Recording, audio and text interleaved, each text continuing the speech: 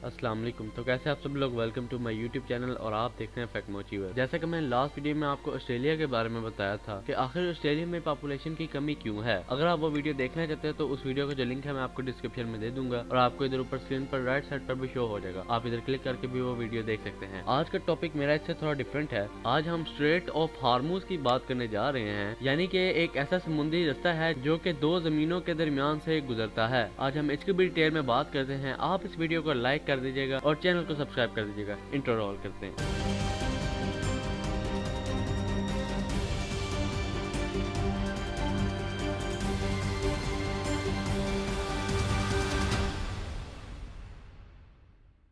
वैसे तो पूरी दुनिया में ऐसे बहुत से चोक्स पॉइंट मौजूद हैं जिन्हें स्ट्रेट्स का नाम दिया गया है। स्ट्रेट असल में समुंदर के नेचुरली ऐसे पतले हिस्से होते हैं जो कि दो समुद्रों को आपस में जोड़ने का काम करते हैं। इन तमाम स्ट्रेट्स में से ये पॉइंट दुनिया का सबसे खतरनाक और पावरफुल पॉइंट है। 30 मील की इस छोटी सी जगह को कंट्रोल करने का मतलब है पूरी दुनिया पर राज करना, और इसको ब्लॉक करने का मतलब है पूरी दुनिया को तबाह करना। और इस पॉइंट को स्ट्रेट ऑफ हार्मूज का भी नाम दिया गया है। अगर इस पॉइंट को बंद कर दिया जाए तो इस बात के 90 से भी ज्यादा चांसेस हैं कि वर्ल्ड वॉर 3 स्टार्ट हो सकती है। लेकिन अभी यहाँ पर सवाल ये है कि ऐसी भी क्या खास बात है इस 30 मील के इस छोटे से एरिया में जो उसे दुनिया का सबसे ज्यादा इम्पोर्टेंट पॉइंट बनाती है। Trying to build an international coalition to counter Iran's influence in the Middle East, especially in the Strait of Hormuz.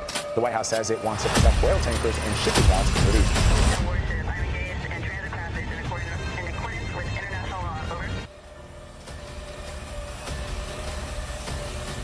हमारी दुनिया के 70% एरिया में समुंदर मौजूद है और उन्हीं समुद्रों के जरिए ही दुनिया की 80% ट्रेड होती है। किसी भी वक्त 50,000 से भी ज्यादा बड़े बहरी जहाज इन समुद्रों को क्रॉस कर रहे होते हैं। लेकिन बदकिस्मती से इन समुद्रों से गुजरना कोई आसान काम नहीं है। नेचुरल जियोग्राफिकली इन समुद्रों में ऐसे चोक पॉइंट बने हैं जो कि अगर किसी भी वजह से ब्लॉक हो जाएं तो उसकी वजह से पूरी दुनिया की इकोनॉमी हिलकर रह जाएगी। यही हुआ था मार्च 2021 में, जब एक कार्गो शिप स्विस कनाल में 6 दिनों के लिए फंस गई और इससे पूरी दुनिया को 10 बिलियन डॉलर्स का नुकसान हुआ। वैसे तो दुनिया में ऐसे बहुत से चोक पॉइंट मौजूद हैं, जैसा कि पनामा कनाल जो कि पैसिफिक और अटलांटिक ओशन के दरमियान ट्रेड को कंट्रोल करती है, और दूसरी स्ट्रेट ऑफ जिब्राल्टर जो कि मेडिटेरेनियन सी और अटलांटिक ओशन के दरमियान ट्रेड को कंट्रोल करती है, और तीसरी तुर्की स्ट्रेट जो कि मेडिटेरेनियन सी और ब्लैक सी के दरमियान ट्रेड को कंट्रोल करती है, और आखिरी स्ट्रेट ऑफ मलाका जो कि पैसिफिक और इंडियन ओशन के दरमियान ट्रेड को कंट्रोल करता है। इस तमाम में से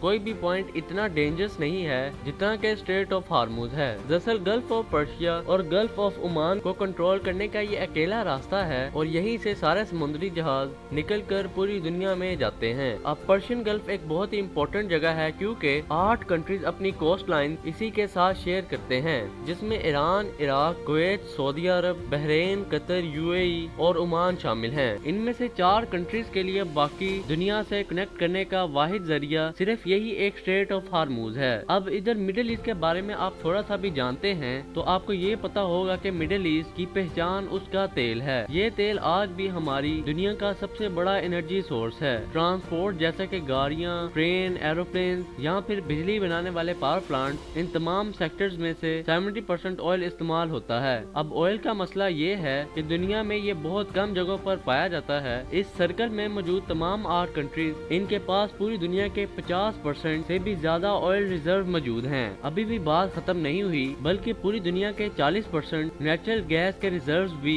इन्हीं कंट्रीज के पास हैं। तो हम यहाँ पर ये कह सकते हैं कि पूरे पर्शियन गल्फ में तेल और नेचुरल गैस के इतने रिजर्व मौजूद हैं जितने के हमारे पूरे प्लेनेट पर कहीं मौजूद नहीं है। पूरी दुनिया की 15% एनर्जी की सप्लाई इसी पर्शियन गल्फ से ही गुजर कर आती है, और फिलहाल पूरी दुनिया के पास इस सप्लाई का कोई अल्टरनेट भी मौजूद नहीं है। लेकिन इस 30 मील के एरिया से गुजरना इतना आसान काम भी नहीं है। सबसे पहले यहाँ पर 8 आइलैंड्स हैं जिन्हें हर समुद्री जहाज को अवॉइड करना पड़ता है, और इन 8 में से 7 आइलैंड ईरान के कंट्रोल में हैं। और दूसरा ये जो रेड हाईलाइट एरिया है, यहाँ पर समुद्र बहुत ही ज्यादा गहरा है और ऑयल टैंकर्स के लिए यहाँ से गुजरना तकरीबन नामुमकिन है।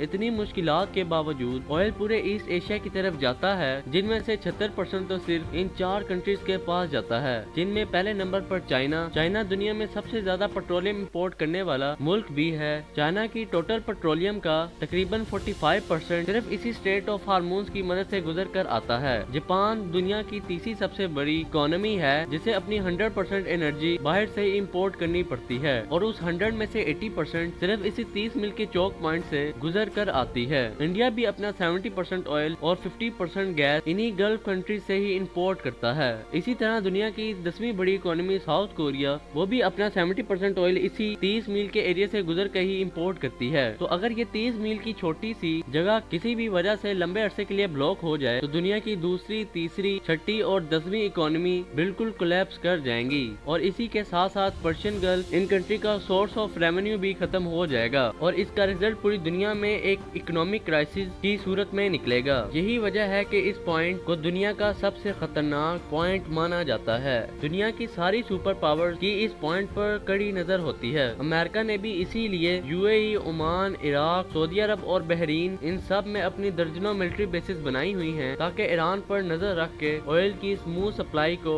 बहाल रखा जा सके। दूसरी तरफ ईरान कई दफा इस स्ट्रेट को बंद करने की धमकी दे चुका है और अगर ऐसा हो गया तो ना सिर्फ ग्लोबल इकोनॉमी हिलकर रह जाएगी बल्कि ये भी बिल्कुल मुमकिन है कि वहाँ वर्ल्ड वॉर 3 शुरू हो जाए। तो उम्मीद करता हूँ कि आज की वीडियो भी आपको पसंद आई होगी। अगर पसंद आई है तो इसे लाइक कीजिएगा, चैनल पे कोई नया तो सब्सक्राइब करना मत भूलना। मिलते हैं जल्दी नेक्स्ट वीडियो में। Thank you so much for watching. Allah Hafiz.